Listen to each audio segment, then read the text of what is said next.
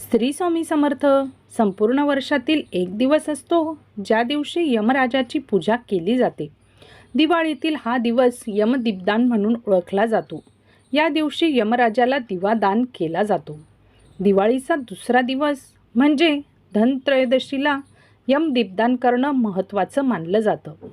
अकाली मृत्यूची भीती नाहीशी करण्यासाठी ही पूजा केली जाते. काही लोक नरक चतुर्दशीच्या दिवशी दिवे दान करतात. कार्तिकस्य ते पक्षे त्रयोदशम निशामुखे यमदीपम बहिर्दाद्यापमृत्यू विनर्शती. कार्तिक महिन्यातील कृष्ण पक्षातील त्रयोदशीला संध्याकाळी घराबाहेर यमदेवाला अर्पण केलेला दिवा ठेवल्याने अकाली मृत्यू टळतो. स्कंद पुराणात असं म्हणतात. यमदीपदानाची सोपी पद्धत. प्रदोष काळात यमदीपदान करण्याची परंपरा आहे. असं म्हणतात की दिव्यामध्ये तमोगुणी ऊर्जा लहरी आणि नकारात्मक तमोगुणी लहरी शांत करण्याची क्षमता मोठ्या प्रमाणात असते. याकरिता प्रथम गव्हाच्या पिठात हळद घालून तो मळून घ्या. नंतर त्याचे दिवे बनवा किंवा एक मोठा दिवा बनवा. काही ठिकाणी 4 मुखी दिवा तयार करतात. त्यानंतर स्वच्छ कापूस घेऊन 2 लांब वाती करा. त्यांना दिव्यामध्ये एकमेकांच्या आडव्या दिशेने अशा प्रकारे ठेवा की वातीची 4 टोकं दिव्याच्या बाहेर आपणास दिसतील. आता त्यात तिळाचं तेल टाका. प्रदोष काळात अशा प्रकारे तयार केलेल्या दिव्याची कुंकू, अक्षत आणि फुलांनी पूजा करा.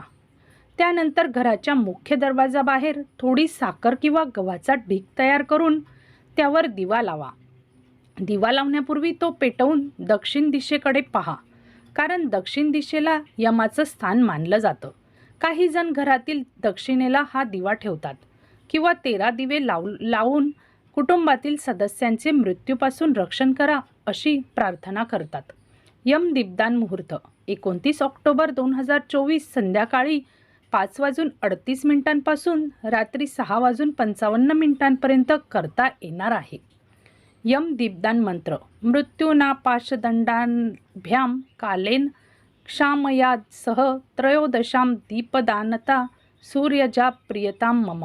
याचा अर्थ असा होतो की हा दिवा मी धनत्रयोदशीला सूर्यपुत्र यमदेवाला अर्पण करतो. ते मला मृत्यूच्या तावडीतून मुक्त करतील आणि मला आशीर्वाद देतील. पौराणिक काळात याबद्दल एक कथा आहे. त्यानुसार यमराजाला त्याच्या दूतांनी विचारले की लोकांचं प्राण घेताना त्यांना दया येत नाही का?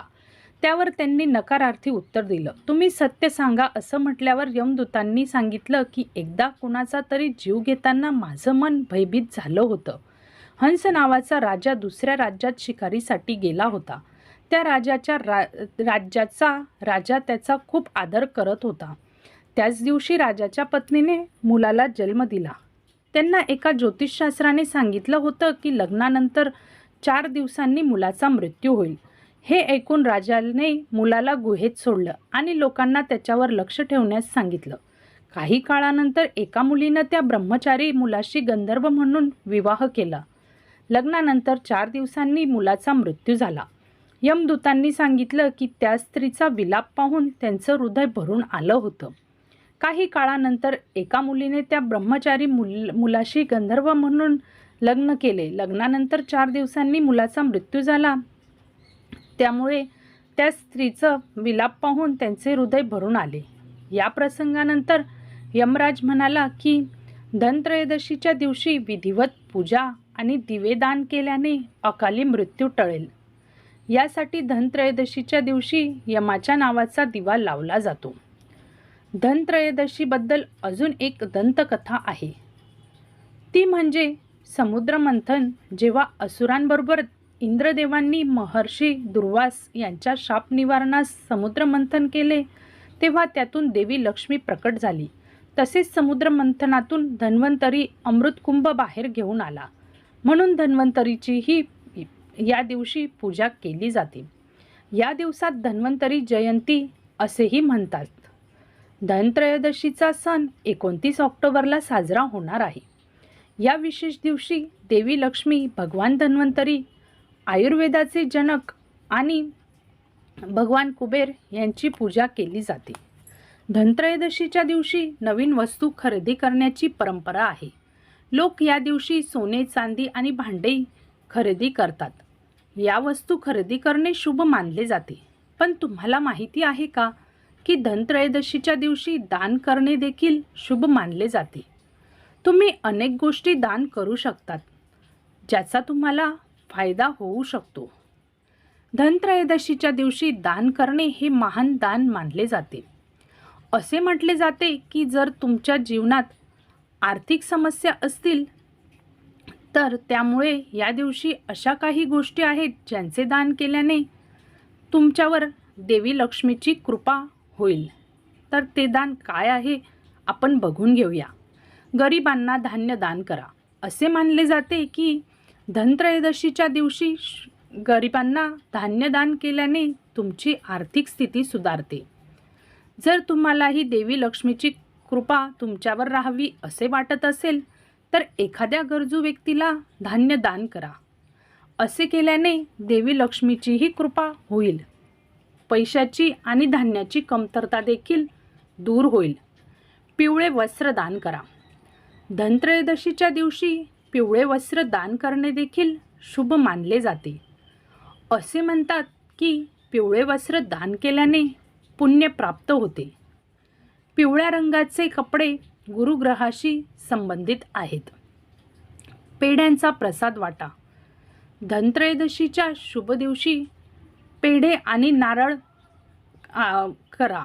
असे केल्याने तुमच्या जीवनातील सर्व आर्थिक समस्या दूर होतील. परंतु हे लक्षात ठेवा की तुम्ही या वस्तू फक्त गरजू व्यक्तीलाच दान कराव्यात. लोखंडाचे दान. लोहदान करणे देखील शुभ मानले जाते. असे मानले जाते की असे केल्याने तुमच्या जीवनातून अशुभ दूर होते आणि देवी लक्ष्मीची कृपा तुमच्यावर राहते. झाडूचे दान. धनतेरसच्या दिवशी मंदिरामध्ये झाडू दान करणे अतिशय शुभ मानले जाते. त्यामुळे तुम्ही धनतेरसच्या दिवशी मंदिरात झाडू दान करू शकतात. त्यामुळे आपली आर्थिक परिस्थिती चांगली राहते. लक्षात ठेवा तुम्ही जे काही दान कराल ते गुप्तपणे करायचे आहे. आपण 4 लोकांना सांगत फिरायचे नाहीये की मी दान केले आहे. आणि दान हे नेहमी श्रेष्ठ श्रेणीचे आणि चांगले असावे. दान हे नेहमी गरजू व्यक्तीलाच दिले पाहिजे. ज्याच्याजवळ आधीच सगळं काही आहे त्याला दान देण्यामध्ये काही अर्थ नाही. त्यामुळे तुम्ही धनत्रयोदशीच्या दिवशी जे काही दान द्याल ते गरजू व्यक्तीला द्या. अन्नदान करणे हे सर्वात श्रेष्ठ मानले गेले आहे. त्यामुळे तुमची इच्छा असेल तरच तुम्ही दान करा. कोणी सांगितलं म्हणून जबरदस्ती दान करायचे नाही. आपल्या इच्छेनुसार आपल्या क्षमतेनुसार आपण दान करायचे आहे. तुम्ही जर अन्नदान करत असाल तर ते अन्न चांगले आणि ताजे असावे आणि एखाद्या भुकेल्या व्यक्तीला तुम्ही हे अन्नदान करायचे आहे. तुम्ही कच्चे धान्य देखील दान करू शकता जसे की गहू, तांदूळ, डाळ वगैरे. धान्य दान केल्याने लक्ष्मीची आपल्यावर कृपा राहते. तर तुम्हाला ही माहिती कशी वाटली हे आम्हाला कमेंटमध्ये नक्की सांगा आणि माहिती शेअर करायला विसरू नका, जेणेकरून सर्वांपर्यंत ही माहिती पोहोचेल आणि त्याचे पुण्य तुम्हालाही मिळेल. तर धनत्रयोदशीला तुम्हाला जेवढे शक्य होईल तेवढे दानधर्म करा आणि जेवढी पूजा शक्य होईल तेवढी लक्ष्मीची पूजा नक्की करा. धन्यवाद.